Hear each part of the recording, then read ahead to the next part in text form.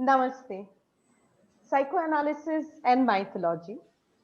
Indian mythology, Dasavatar and Amrit Manthan. Civilizations live behind the essence of the deepest experiences and desires in myths.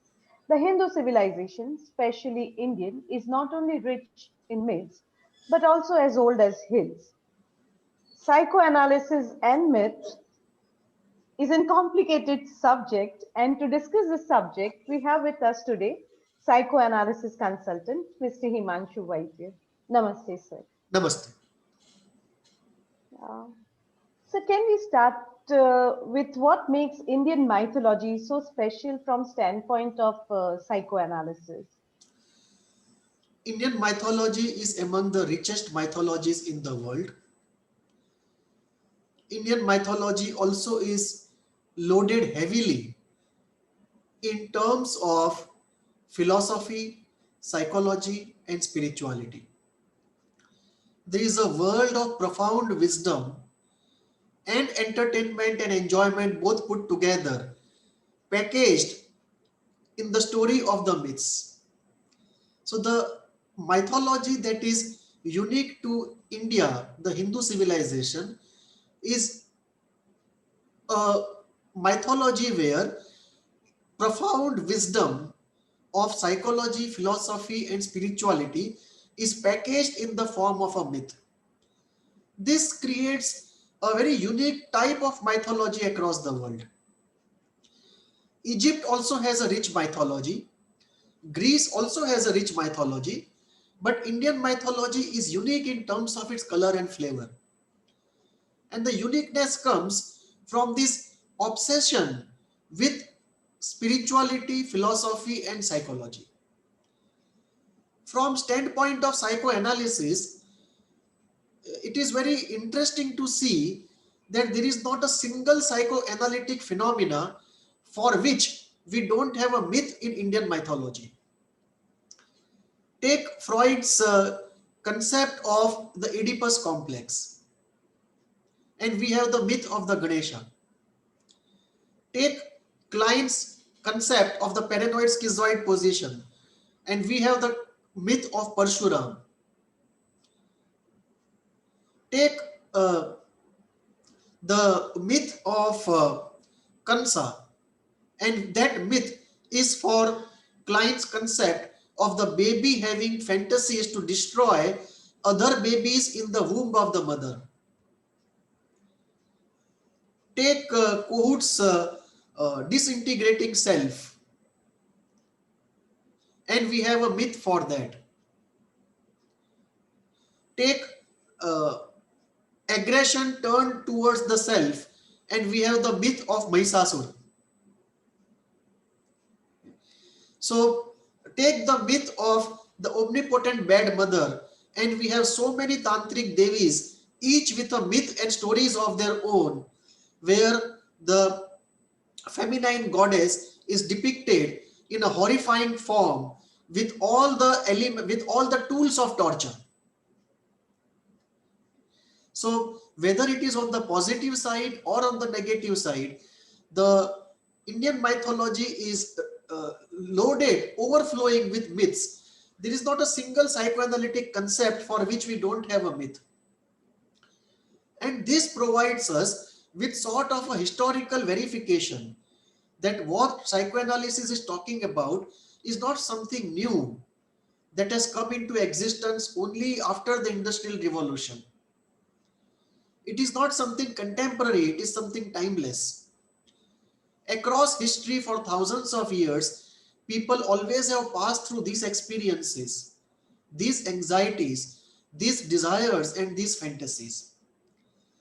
And Indian mythology provides us, therefore, with a very rich uh, ocean of data, of confirming ideas, of confirmatory evidence for everything in psychoanalysis, and many things in Indian mythology are outside of psychoanalysis, which psychoanalysis can look upon to see if there is an enduring historical concept or historical feeling or some desire or fear which is enduring over a period of history, and which psychoanalysis as yet has not found in terms of its conceptual basket. So from all these points, Indian mythology is uniquely valuable, in fact invaluable, for psychoanalysis.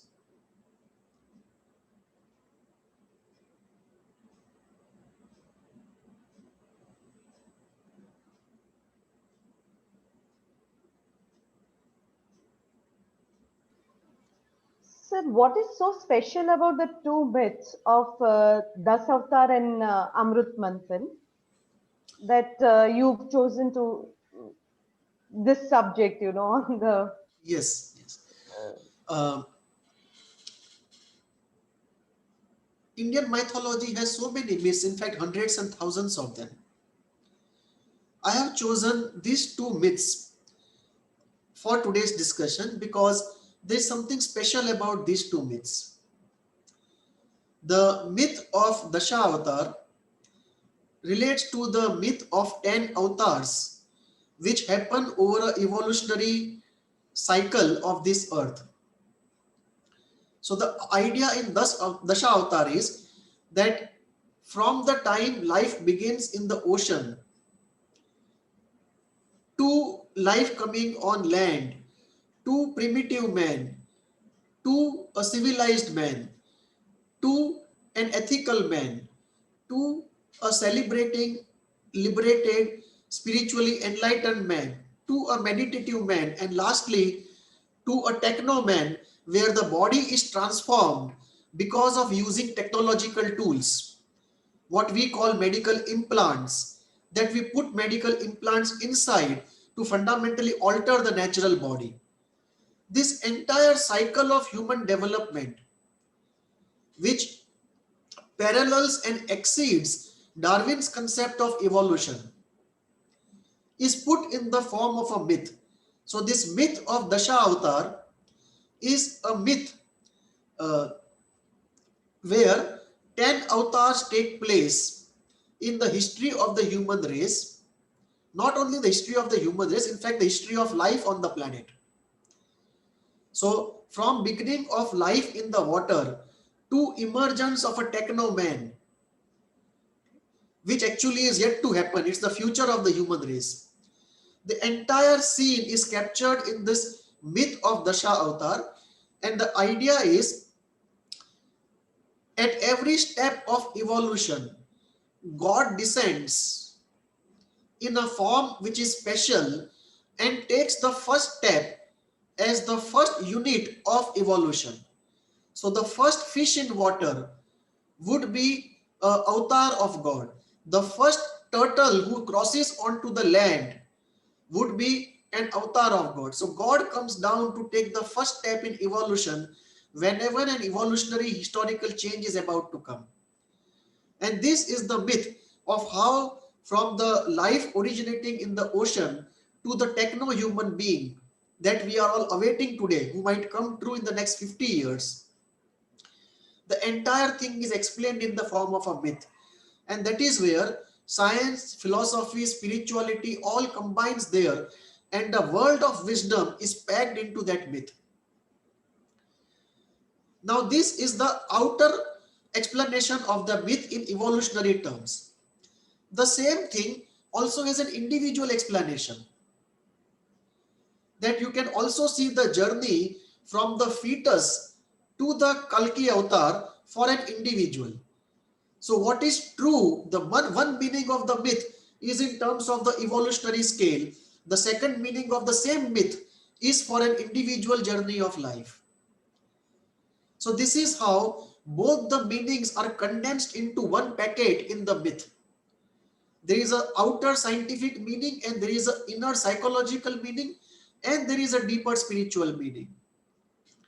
This is how the celestial or the historical and the individual both come together packaged in the myth, and the more you dwell upon the myth, the more meanings reveal out of the same myth. So if you keep thinking about the same myth for 1 month, you get one meaning, and when you keep thinking for 1 year, you get two different meanings. The meanings revealed to you which are packed into the myth. Similarly, the myth of Amrut Manthan also is a celestial myth, that gods and anti-gods, both of whom have great powers, suprahuman powers. None of them is a human figure.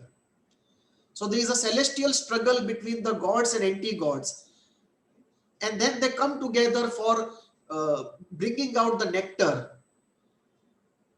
and they churn the oceans of the earth using the power of both the gods and the anti-gods. And through that, the nectar of immortality comes out. And this is a celestial event which also has a personal meaning, that when you go on an inner journey and you churn the lower three chakras and the higher three chakras together, enlightenment happens. So there is an outer celestial myth, outer celestial meaning of the myth, and there is an inner psychological and spiritual truth, which is a second meaning of the myth. So these two myths are very representative of the way Indian mythology works.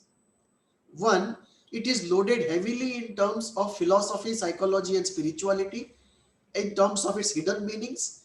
Two, it is very enjoyable. It's very entertaining. And three, there are multiple meanings condensed into the same narration. It is like a dream. Just as a dream can have multiple meanings, similarly, every myth has far more condensed and packed into itself than what is visible at the first eye. So the more one dwells upon the myth, the more the myth reveals its wisdom to us. And this being the two reasons why these two myths are not only important in the Indian mythological canvas, they are very significant into themselves, but they are also those two myths where so much of wisdom is packed into them, and they are very representative of the way Indian mythology operates. So how do you analyze the Dasavatar myth? Let us look at the Dashavatar myth first, the raw material, and then we look at the psychoanalysis of it. Dashavatar myth is that there are 10 evolutionary steps in the historical process from emergence of the first life on earth to a techno-human being, where a new race is coming up, which is a better than human race, and it's a techno orientation or a new version of the human race, a better version of the human race. So the first avatar is the fish. It's known as the Matsya avatar. So the first avatar is the fish, the emergence of first fish in water. So the life is completely in water. The fish never comes out of water.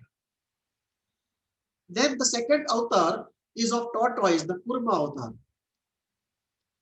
where the tortoise is amphibious. It comes partly out on the land and partly goes back into the water. And then we have the third avatar, the Varaha avatar, which is the boar, which is a terrestrial animal. So now there is no going back to the water, it is life on the land. Then we have the Narsimha avatar, which is half animal, half man. Then we have the Vaman avatar, where it is man but a small dwarf man. And then we have the Parshuram avatar, where you have a full man but an angry man, a paranoid schizoid position man. And then we have the Rama avatar, the ethical man, where on the paranoid schizoid position, ethics is imposed. Superego puts its weight on the paranoid schizoid position. But the ethics are literal ethics. They are not contextual ethics. It is like saying, if you must speak the truth. So if a murderer comes to you and says, where has that man gone? And suppose you know that where the man has gone, you will still speak the truth even if the man is dead. That is what is called the literal ethics. It is not contextual, it is literal. So ethics has come in, but ethics is literal, ethics is not contextual. And this literal ethics has its own downside because it is ethics at every cost and it is not contextualized. After that, you have the Krishna avatar where the ethics is contextual and the person is enlightened at the same time active in the world. And then you have the Buddha, the meditative man, who is devoted to his own salvation, enlightened but withdrawn from the world. And that is where the sequence shifts, that chronologically Buddha has come after Krishna, but spiritually speaking, Krishna is a later attainment than Buddha. Right? Ideally, it should have been Buddha and then Krishna, the withdrawn meditative man, and then a meditative man, enlightened man, but involved in the world. And then you have the Kalki avatar, which is the techno man, where much of the body is transformed because of technology. So this is the Dasha avatar bit, and this talks about evolution. And this actually starts almost like Darwin, but Darwin stops at human evolution. It goes further and talks about a suprahuman being called the Kalki, which is yet to come.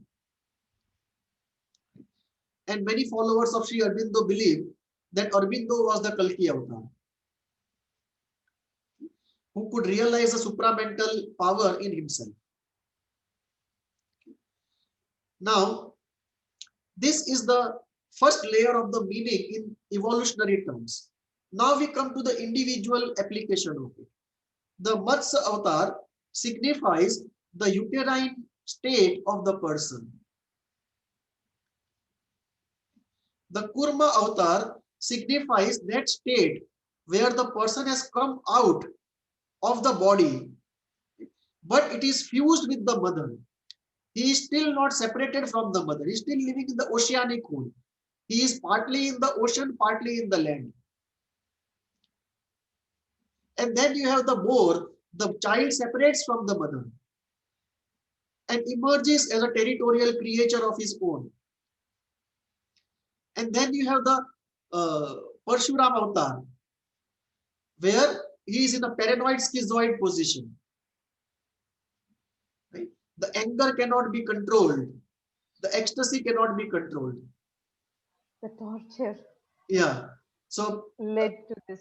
Yes, yes. So he is in a Parshuram state where the paranoid schizoid split is open. Then you get into the Vaman avatar, he gets into a depressive position, but he is a small child. And then at puberty, the fourth was the Narsimha avatar. So he is in a paranoid schizoid position of the Narsimha state. And after Narsimha is the Vaman avatar, the depressive position is reached, but he is a small man. And after puberty, the split again opens and he gets into a Parshuram avatar. Right? And slowly the turmoil of the puberty settles in and he gets into a Rama state of literal ethics, very rigid and literal do's and don'ts. Slowly he develops as an individual and gets into a contextual ethics mode. Then he has to move from working out in the world to finding himself and get into a search of the Buddha himself. And for that, he has to withdraw and go inside like the Buddha. And after finding his own center and his own peace and awareness and enlightenment, like Krishna, he has to come out and work in the world. And lastly, the goal is to transform himself completely. Krishna's limitation was the body was not transformed. So Krishna could transform his mind completely. He could get into what is called Nirvikalp Samadhi, where the Savikalp Samadhi is where you go into meditation and you are enlightened, but the moment you start working in the world, you lose that peace, that awareness, and that stoic nature. And the Savikalp Samadhi is real enlightenment, which does not go away even while you are working in the world. So Krishna signifies that, but the limitation is he still has a body which falls sick and dies. So Krishna's enlightenment does not include the transformation of the body,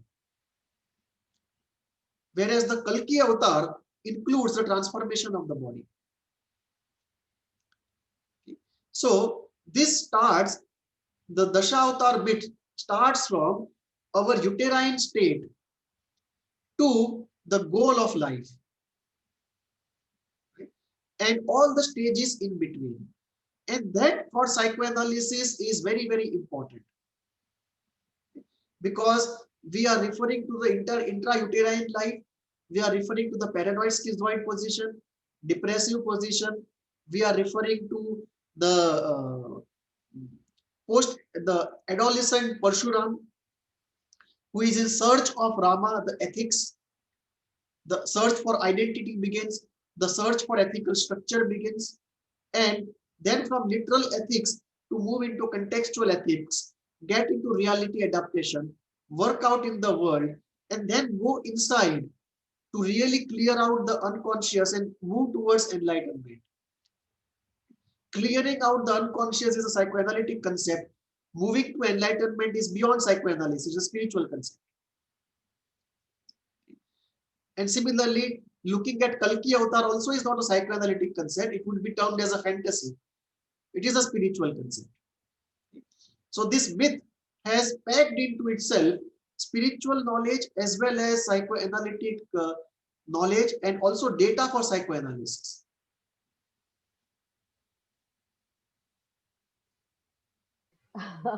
Wonderful. So then it brings us to another myth of Amrit Manthan. Right. And how do you psychoanalyze that?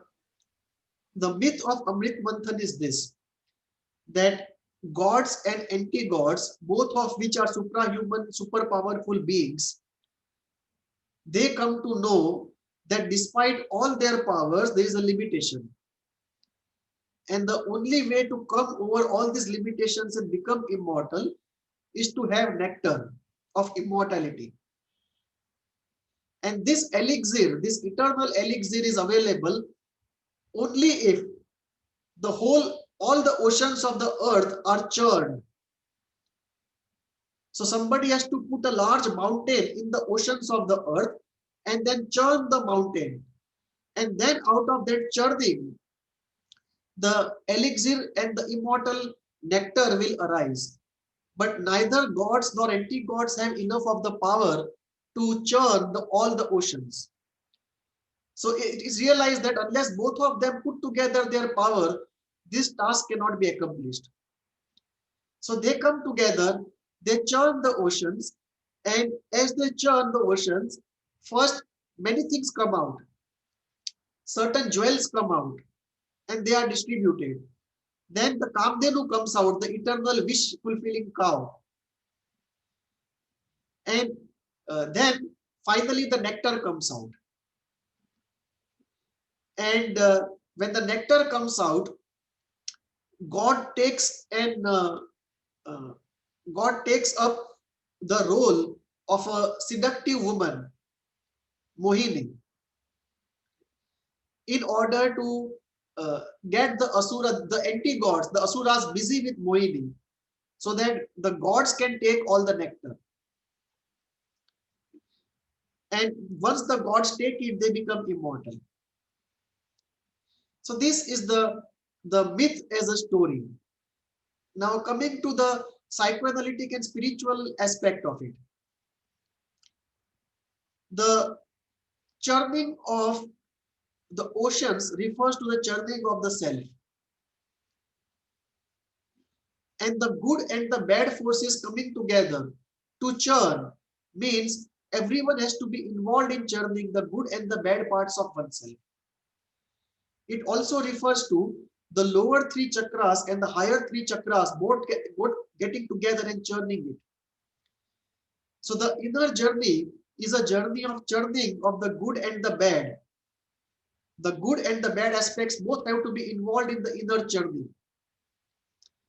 Right? The ocean is the ocean of the consciousness, at times of the unconscious. And there are both the gods and anti-gods present there. The good and the bad parts, the superego and the violent id, both of them are there. And both have to collaborate in this churning for the nectar of immortality to come out. And the nectar of immortality is enlightenment, the freedom from all desires, fears, and establishment of awareness and bliss. So the nectar there is the nectar of freedom, of enlightenment. So the immortality is the immortality of our happiness, because it takes us into causeless bliss, away from object dependent or event dependent pleasure.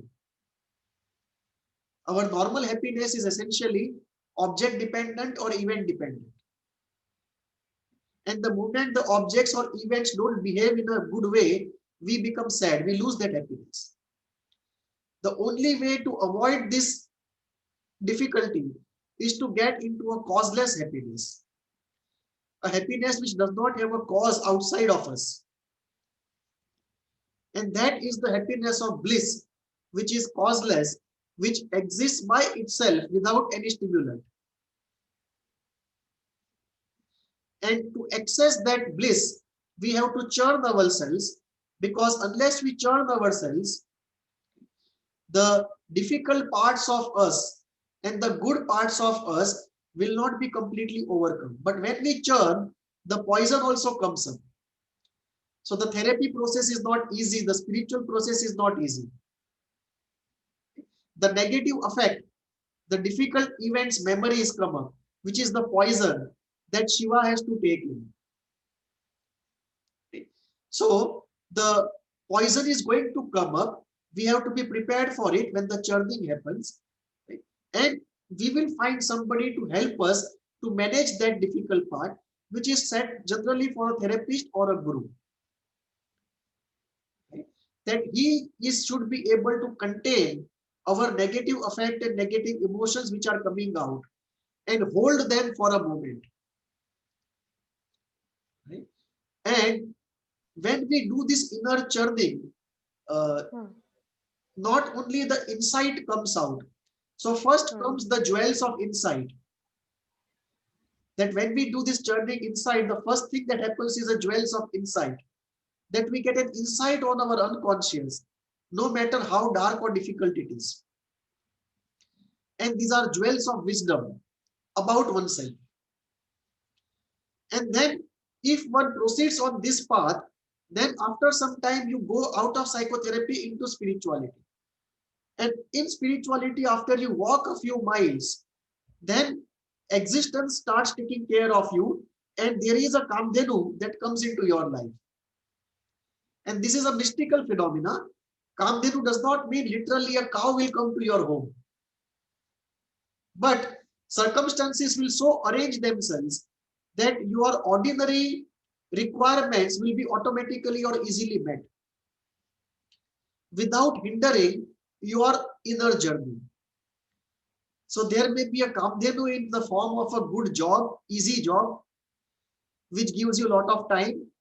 It may be a Kamdhenu in the form of you becoming famous and getting some money so that you are not in scarcity of it. The essential element of Kamdhenu is that an event happens in your life because of which the ordinary existence gets easily taken care of, and your energies can then go in the inner journey. It may be a rich husband or a rich wife. It may be an easy job. It may be some knowledge for which people pay. It may be some lucky money that you get. Maybe your house becomes very costly and you sell it off, whatever happens. But in some form, The Kamdhenu comes in, that your everyday existence becomes very easy and you can focus now on the inner journey, which is a mystical and spiritual truth, not a psychoanalytic truth. It's outside of psychoanalysis, but it is a fact of life which hundreds of people have confirmed who have walked for long on the spiritual path. I think that is the completion of your cycle of life, as they Yes. say. So there are many other such myths. If we have time, can we just dwell upon a few which comes to you, uh, Sure, your sure. mind? Sure, we can. Maybe, Yeah, anything you have in mind? yeah, maybe Hanuman. Yeah, we can take up three of them. Uh, Hanuman, we yeah, can take up Kans, and we can take Kans, up Parshuram. Parshuram. Okay, yeah. The myth of Parshuram is this: his father was killed by a king, and Parshuram got so angry that he killed all the kings 21 times on this planet. So he would kill all the kings and the caste to which the kings used to belong, the Kshatriya caste. So he would go out and kill all the Kshatriyas or the warrior communities. And this he did 21 times. So 21 times he killed all the kings and all the warriors on this planet. That is the myth. The psychoanalytic understanding is it is a classical case of an open paranoid schizoid position. It is the rage of the paranoid schizoid position which we not quench. Right? And this is what we see in ISTDP also, that if you get into a paranoid schizoid position and you express your rage, no transformation happens. It is just an endless process. It just goes on happening. Unless you are able to bridge it into a depressive position, get ambivalence. And in that ambivalent situation, that the love and hate is towards the same person, only when you get into ambivalent situation and express rage, that transformation happens. If you get into a paranoid schizoid position and keep expressing rage, it just becomes an endless process. It becomes a ritual. And this you can see in ISTDP, even video recorded. Right? And this is where the Parshuram myth is a very good myth of the paranoid schizoid position, that it is not a rage which will exhaust itself. It is not an experience where a person will get tired and move out of it, or get satisfied and graduate out of it. It is like a addiction which feeds on itself. And therefore, the way out is to get into a depressive position.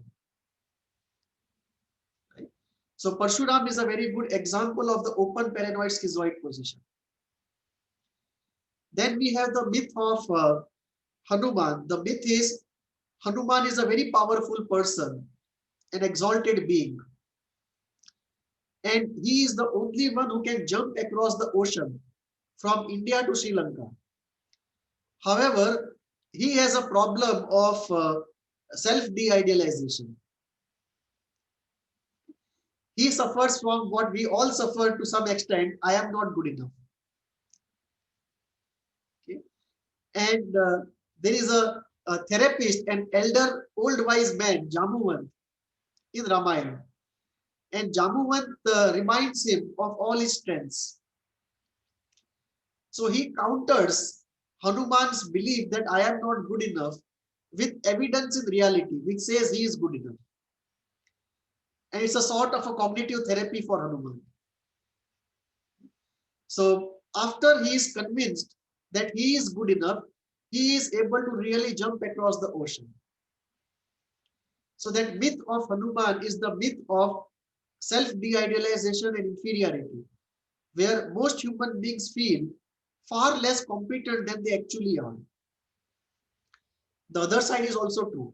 Some of the human beings also feel far more competent than they actually are. But a greater population is on this side who feel less competent than they actually are. And there are very few people who have a realistic assessment of themselves. So we have few people who have realistic assessment of themselves, one group which is into a superiority complex, and a large majority with inferiority complex.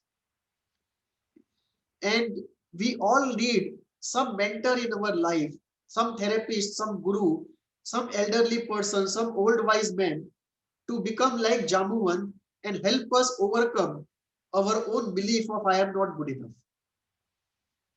So that is the myth of Hanuman, that despite being so capable, one can believe that one is not capable. And that belief can actually put constraints and limitations on your achievements and what you do with life. The third myth is the myth of Kansa. Yeah. So Kans is a king, a demonic king described in Mahabharata. And what he does is, he comes to know that his sister's son is going to be his killer. So he decides to imprison his sister, and one by one he kills all his children, all her children.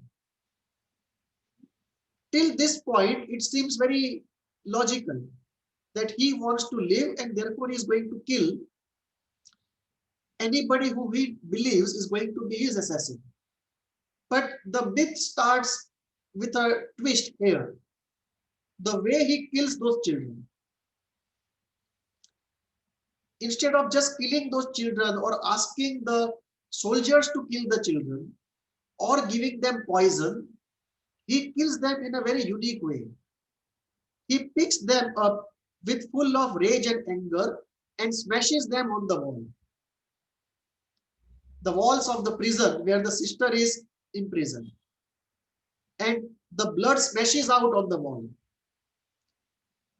And he kills repeatedly many children of his sister in the same way by smashing them on the wall the moment they are born. And this brings us to the Kleinian phenomena, that very little children have this fantasy that if they suspect that the mother's stomach is harboring another baby, they want to kill that baby in the womb. And they want to do it in the most torturous way possible because they don't want to share the mother, or they don't want competition, or they don't want their survival to be threatened because the mother can move to the other baby.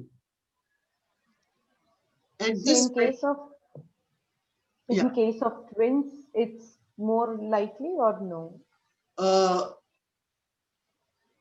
No, it's just a psychological. Yeah, it's a very good question. I don't think we have really studied that question in that detail to really answer this question. Okay. Because in case of most twins, they get together very well. Yeah. Yes. There are very few instances of them fighting with each other. Yeah. It means maybe they think they're one.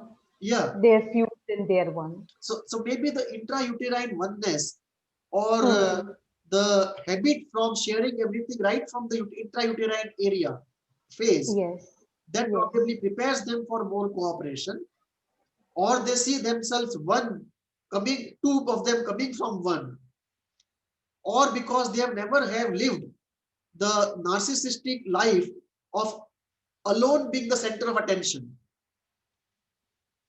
So they never had to give up anything. They already came into the world having shared everything. Whereas a normal child is first the only attention and then he has to share. So it appears, it has not been studied, it's difficult to make a scientific statement, but it appears that twins would have less of these fantasies. So twins would have less of these fantasies for each other, but it would be interesting to see if both of them have similar fantasies for any new child to come out. Okay.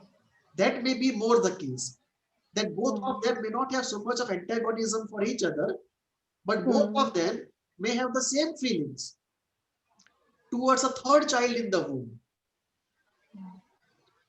So this Kleinian phenomena of a child having very violent, terrorsome, torture, brutal fantasies to kill all the children in the womb. That comes out in the way Kansa kills his sister's children. The sister almost becomes like a substitute mother figure. And the sister's children are those competitors in the mother's womb that the child in the Kansa, the unresolved child, wants to kill them in a very brutal way by smashing on the walls. So we can see that Kleinian pathology operating in the adult. Yeah. Yes. This is so close to Jung's archetypal developments, right? It Yes. is, Yes. in a way, kind of overlapping between. In fact, it would be interesting to see how the myth Huh. of Dasha Avatar and Jung's phases of program of life connect to each other. Yes. Yes. True. Sir, in Indian mythology, there is a myth of this rishi, Shanuk. Shaunak Rishi, Yeah. Chanuk Rishi. Yeah. It comes dangerously close to what you are doing. That's right. That's right. Uh, The myth of Shanuk Rishi is this. Shanuk Rishi was a very straightforward Rishi and a very simple-minded person, although very enlightened, very powerful spiritually and mystically, but very straightforward. So people would often take advantage of him and make a fool of him. So he got into this thought that enough of it. I can't make out what people think, and people are so complicated and I'm so simple. So I must have the insight to know what is going on in the minds of people. So he started a tapasya, austerities, for a very long time. And gods became pleased with him, asked for a boon. And he asked for a boon that I should know what is going on in the minds of everyone, whoever I meet, so that I am not fooled anymore and I am not taken advantage of. So the god said, fine, you have this boon. So initially he enjoyed because regardless of what the person was saying or doing, he could see through the person in his mind and find out what the man is actually thinking. And he enjoyed uh, seeing through the facades of people. He enjoyed throwing on their faces what they actually thought, exposing them, making fun of them. All of this he enjoyed for some time. He also could play clever at times and make a fool of people because he knew what was in their minds. And often they would not know what is in their minds. But very soon he started getting overloaded with people, with thoughts of people, with unconscious desires, impulses, all the horrible things that go on in the unconscious mind of people. And now he had enough of it. He wanted it to stop, but it would not stop. So whoever he would meet, he would see through the unconscious of that man. He would see through the conscious of that man. And he would just get overloaded with all those unwanted thoughts and feelings and desires and impulses and pathologies and so on. He could not now be in peace because his containing capacity was used up and the data kept on pouring in. So slowly and gradually he started getting disturbed by it. So then he did not know what to do. It just would not stop. He just kept on going into the journey of unconscious of thousands of people, and all of them came on to him. He could not just process it. So it started taking away his peace, his bliss, and started overwhelming him with stress and negative effects. So the myth is he then goes to heaven where all the gods reside. And he asks those gods to take back the boon because it is too troublesome. It is better not to know about people's minds with whom you don't have anything to do. Right? So with regard to strangers, the best position is we don't know and we better don't know. So he asked gods to take back the boon, but God said, once the boon is given, it cannot be taken back. It's now yours. You manage it. So he then went to the healers in that heaven space. So he went to Dhanvantri, the god of healing. He also went to all other psychiatrists or psychotherapists of heaven, who are different munis, who are taking care of the thought world, the emotional world, the energy world, and so on. All of them said, we can't help you anymore. You have to do it on your own. So he came back to earth. And then he met a very wise rishi. And he told him, don't try to read so many books on how to set yourself right. Because by then he was reading many books, trying out many things, how to settle this thing. And the rishi said, you just concentrate on Lord Hanuman and just uh, get into the worship of Lord Hanuman and do your tapasya focused only on Lord Hanuman. And Shanuk Rishi did it and finally was able to resolve the difficulty and live with the boon in a productive way. So the psychoanalytic understanding is that uh, the processing capacity has to be increased before you get into the unconscious. The positive aspect of the personality has to be enhanced before you open up the negative parts of the unconscious. The higher three chakras have to be balanced, have to be expanded before you open up the lower three chakras. Your containing capacity has to be enhanced if you have to go into unconscious of many people. And this is very important for therapists. Given whatever is your containing capacity, take only those kinds of patients and those number of patients.